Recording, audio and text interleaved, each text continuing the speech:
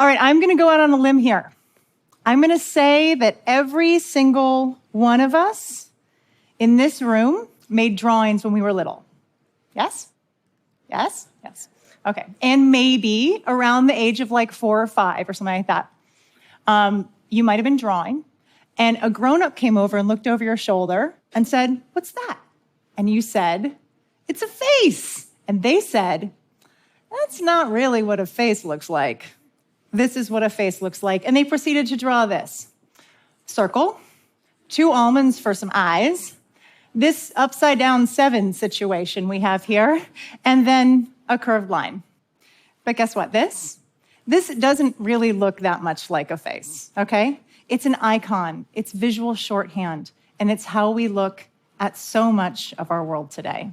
See, we have so much information coming at us all the time that our brains literally can't process it, and we fill in the world with patterns. Much of what we see is our own expectations. All right, I'm going to show you a little trick to rewire your brain into looking again. Did you all get an envelope that says "Do not open" on it? Grab that envelope. It's time to open it. Inside should be a piece of paper and a pencil. Once you have that all prepped, please turn to somebody next to you, ideally somebody you don't know. Yeah, we're doing this, people. We're doing this. Great. Everybody find a partner? Okay, now look back at me. Okay, now look back at me. You are going to draw each other, okay? No, wait. I promise this is not about doing a good drawing, okay? That's not what we're doing here. We're looking. This is about looking, okay? Everybody's gonna be terrible, I promise, don't worry. Okay, so you're gonna draw each other with 2 very simple rules. Number 1, you are never gonna lift your pencil up off the paper. 1 continuous line. No, trust me here. This is about looking, okay? So 1 continuous line, never lift up pencil. Number 2, never, ever, ever look down at the paper you're drawing on, okay? Yes, it's about looking, so keep looking at the person you're drawing. Yeah? Okay, now, put your pencil down in the middle of the paper, okay? Look up at your partner, look at the inside of one of their eyes. Doesn't matter which one, that's where you're gonna start. Ready? Deep breath. And begin. Now just draw, but notice where you are. You're starting there and you see there's a corner, maybe there's a curve there. Notice there's little lines, the eyelashes. People are wearing masks, some aren't, just work with that. Now just go slow, pay attention, and draw what you see. And don't look down. Just keep going. And I'm just 5 more seconds.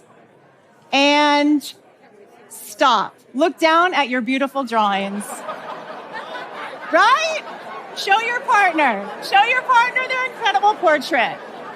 So good, right? I want to see them. Hold them up. Can you guys hold them up? I want to see. Hold them up. Everybody up. Oh my gosh. Are you kidding me? You all are amazing. Okay, you can put your drawings back down, tuck them under, put them on the paper. That was wonderful, right? I mean, they're all terrible, right? But they're wonderful. Why are they wonderful? Because you all just drew a face. You drew what you saw. You didn't draw what you think a face looks like, right? You also just did something that people rarely do. You just made intimate eye-to-eye, face-to-face contact with someone without shying away for almost a minute. Through drawing, you slowed down, you paid attention, you looked closely at someone, and you let them look closely at you. Good job. I've found that drawing like this creates an immediate connection like nothing else. All right. So I call myself an illustrator and a graphic journalist. I draw, I tell stories, I spend time with people looking and listening, and I take the words of the people that I speak with and I put it together with drawings that I do mostly from life, just like you all just did. I found that drawing like this does a lot of things that photography can't do. So when somebody points a camera at you, how do you feel? A little objectified, right? When I'm drawing, I hold my sketchbook low, and it keeps an open channel between me and the person I'm drawing. A lot of times, somebody will see me drawing, and they'll get curious. They'll come over to me, and a real, authentic conversation begins. Let me give you an example. A while back, I wanted to do a drawn story about how the public library serves our elders. But after spending a few days kind of lurking around with a sketch pad and looking over older folks' shoulders and asking them what they were reading, I wasn't really getting the story. Until I stumbled upon Leah. Leah is the first, and at the time was the only full-time social worker dedicated to a library in the nation. Turns out, public library definitely serves our elders. It is also a social service epicenter of a city. This is Charles. Charles works with Leah, and he does outreach within the library to folks who are experiencing homelessness. And he took me around. I carried my sketch pad, and I was drawing everything I saw, and he showed me a very different library than I'd previously seen.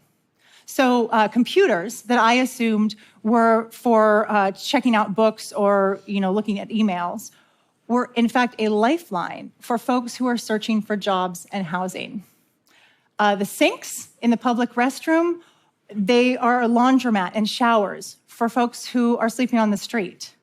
A library is a safe, quiet place where anybody can go and find resources and rest for free. See, the moment I stopped looking for the story that I expected to see, an entirely new and richer truth was revealed. I found this to be true with everything and everyone I've ever drawn. Okay, so I draw from life, right? Like you guys did. And so I built myself a mobile studio in the back of a swanky Honda Element. So that I could go anywhere, talk to anyone at any time, and then draw and paint and sleep in the back. It is very cozy. I was on the road in Utah drawing and talking to people when I spotted on the side of the road a hand-painted wooden sign. It said, "Bootmaker." I stopped. A tall, white, handlebarred mustache man wearing a cowboy shirt opened the door and found me, a sketchbook-carrying, jumpsuit-wearing, urban lefty lesbian, smiling like waving like a dork. When I spotted the stuffed cougar on the wall behind him, this vegetarian thought she knew all she needed to know about Don the Bootmaker.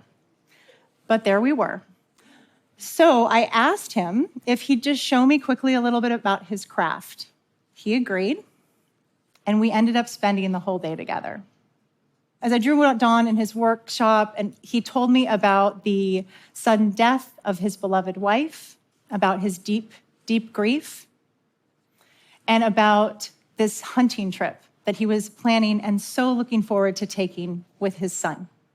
Every tool in that shop held a story, and he was so, so happy to share it with somebody who was genuinely curious and interested. By the end of the day, Don and I looked very different to one another. And this drawing, which ended up in my visual column in the New York Times, or as Don likes to call it, the fake news media, now hangs framed on the wall of his big game trophy room.